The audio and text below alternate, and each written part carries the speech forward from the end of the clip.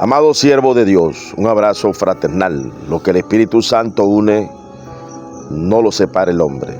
Te felicito por esta gran foto, hermano, muy bonita. Que Dios les dé un centro de sabiduría poderoso en la palabra de Dios.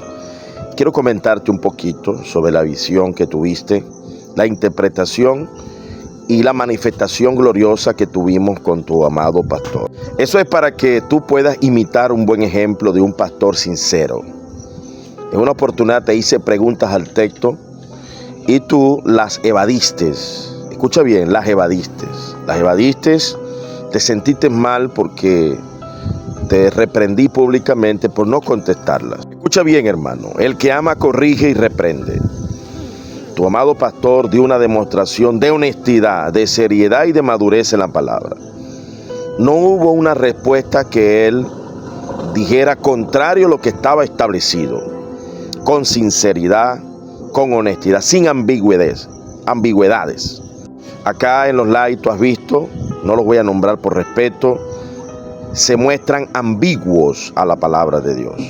Son personas que hacen alarde de que se aplegan al texto, de que son bíblicos. Mentira. Están engañados por su corazón orgulloso. Tu amado pastor, hermano, bendice a ese hombre con diezmos y ofrendas. Bendícelo. Porque es un hombre que ya Dios te mostró que es un batallador. Que las luchas espirituales que él ha tenido pueden ensuciar sus vestidos. A mí me lo han ensuciado varias veces. En 30 años, la batalla, aquí mismo en TikTok, he tenido que venir en las madrugadas a llorar, a orar, porque me lleno el corazón de dolor, de tristeza, por tantas ofensas, por tantos ataques. Gracias a Dios, cada día que pasa me duelen menos. Y eso es lo que Dios te mostró, que tu amado pastor necesitaba también de tu apoyo, de tu ayuda, en el ministerio que Dios te dio. Dios te llamó para darte conocimiento en el don de ciencia y de revelación.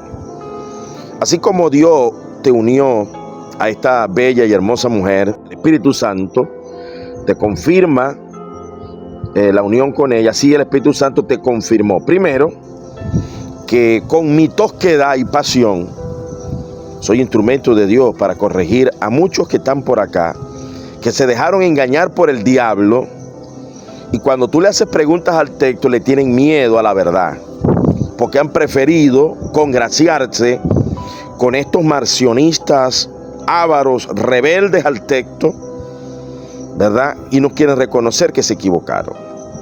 Y andan guabineando allí, y tú te diste cuenta cómo Dios se manifestó con poder y gloria en la mente, en el corazón de ese hombre de Dios. Tomó al hermano Alexis, me tomó a mí y a ti también, hermano. Porque él, sin conocerme, respondió porque no podía dar otra forma. Una persona honesta va a responder con honestidad. Para los puros todas las cosas son puras. Para los justos todas las cosas son justas. Entonces, tienes que entender, hermano, que ese día que yo te bajé y verdad te traté con severidad, porque Dios quiere enseñarte a que seas una lavadora arreglada. Dios te mostró la visión que tenías fallas para lavar. La lavadora tuya tiene fallas. El ministerio, Dios te está diciendo, te dio un ministerio de elegía, porque el profeta, el que recibe visión para dar una palabra que limpia, pero tiene fallas. Tienes que aprender a corregir esas fallas. Imita ese buen ejemplo de ese varón de Dios. Dios mostró que ese varón de Dios tiene luchas, ha tenido batallas dolorosas. Y dime, un mecánico, un albañil que sale al trabajo a hacer la faena, regresa limpio, regresa con las axilas olorosas. No, hermano, llegamos sucios, maltratados. Cuando vamos al campo misionero a evangelizar, nosotros traemos de allí muchos golpes. Los demonios nos salpican. Pero cada vez que venimos a renovarnos en la presencia de Dios, a orar, a meditar. ¿Sabe qué es hermoso, hermano? Que un obrero de Dios digno, santo, honesto como ese varón de Dios, hermano, reciba una ofrenda, un diezmo de un hermano para que se dedique a orar, a leer, a limpiarse. en la presencia de Dios. ¿Qué crees tú? Que un pastor, hermano, se va a poder limpiar en la oración, en la lectura de la palabra, si tiene que levantarse a las 5 de la mañana a trabajar, llegar a las 6 de la tarde a bañarse. No, hermano, no hay forma de que se limpie. Nosotros necesitamos estar en oración. Anoche me acosté a las 12 debatiendo con Ángel García, y ya a las 5 me tocó levantarme, a las 4:30, porque Dios me levantó a orar, a limpiarme de la batalla, a meditar, a orar, a pedir perdón, a pedir sabiduría. Eso es lo que Dios te está mostrando en la visión, siervo. Entonces mira, ¿no? Le hice preguntas al uno, me las negó. Le hice preguntas al otro, comenzó con su evasividad, evasivos. No, yo no te voy a responder a tu manera. Mire cómo ese varón honesto, sincero, respondió a la pregunta. No tenía de otra. Jesús hacía preguntas, sí, sí, no, no. Para sacar los mentirosos, los evasivos, irresponsables, brujos que rechazan la palabra de Dios, hay que hacerle preguntas así. Son brujos, Dios a mí me los mostró que son brujos. Andan buscando de Dios por acá, por las redes, pero no respetan el texto. No respetan el texto. Le hacen preguntas al texto y evaden, porque no respetan. Son saúles, brujos, que van y consultan a los brujos y rechazan la palabra de Dios. Y el que rechaza la palabra de Dios, el que es obstinado, es brujo idólatra, dijo Samuel allá a Saúl. Como pecado de adivinación es la obstinación, hermano. Como idolatría, la rebeldía. Y esto es lo que hay por aquí, siervo. Esto es lo que hay por aquí. Dile a mi hermano pastor que le envío un abrazo, que lo felicito por ser serio, honesto. Porque así se responde, hermano. Y viste cómo lo tomó el Espíritu Santo. Me gocé. Y son momenticos, varón. Trae más a tu siervo a los likes, para que estos guabinosos, irresponsables, evasivos, brujos, aprendan de la palabra de Dios y respondan como tiene que ser. Así que, varón, mira, Dios me llamó así. Dios me llamó a regañar a su pueblo. Como profeta del Señor, he tenido que regañar al pueblo de Dios.